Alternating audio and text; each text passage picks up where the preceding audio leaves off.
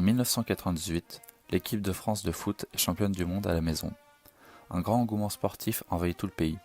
Les Français rêvent de grandeur et cela lance l'équipe de France de basket, jouant l'Euro à domicile l'année suivante, souhaitant atteindre les sommets.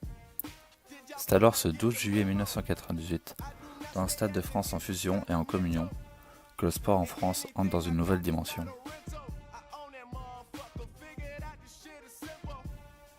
C'est donc en 1999 que l'équipe de France débute son Euro, d'abord à Toulouse, puis à Pau, et l'équipe se qualifie pour les phases finales à Paris. Elle est portée par Olivier Saint-Jean, ou plutôt Tariq Abdul-Wahad, premier français en NBA, drafté en 11e position par les Kings en 1997. En quart de finale, c'est la Turquie qui s'oppose à la France dans un palais de Bercy bouillant. Les Français s'imposent 66-63 dans un match intense et valident ainsi leur place aux Jeux Olympiques, une première depuis 1986. Et c'est toute l'équipe qui croit alors à une médaille. En demi-finale, la France affronte l'Espagne, mais les adversaires sont trop rapides, trop techniques, et le collectif français est dépassé.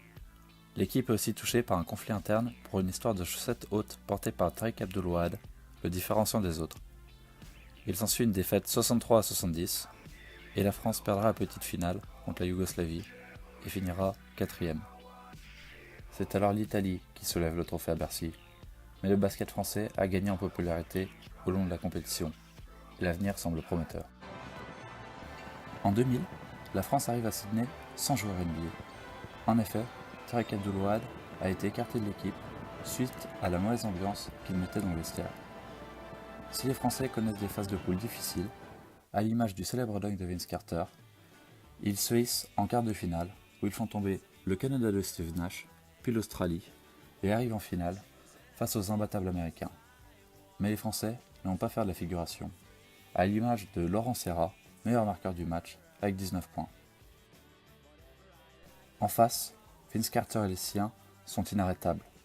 Pourtant, à 4 minutes de la fin, Antoine Rigaudot, grâce à un 3 points, ramène les Bleus à 4 petites unités des Américains, et c'est toute l'équipe qui rêve d'or olympique.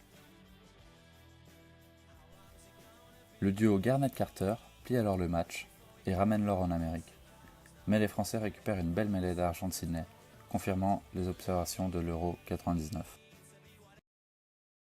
La même année, c'est l'Euro Junior en Croatie, et l'équipe de France est impressionnante, à l'image de Ronny Turiaf qui casse un panier. L'équipe composée de Tony Parker et Boris Dio entre autres se hisse en finale contre la Croatie. C'est donc dans une ambiance hostile que les Français sont accueillis par les supporters locaux. Et c'est au terme d'une fin de match fou où Tony Parker est exclu pour 5 fautes et après double prolongation que la France s'impose. Tony Parker est nommé MVP du tournoi. C'est alors une première victoire de la génération Parker avec une équipe de France. Et c'est seulement quelques semaines après que Tony Parker jouera son premier match avec l'équipe de France, un match amical face à la Turquie, lançant ainsi sa carrière internationale.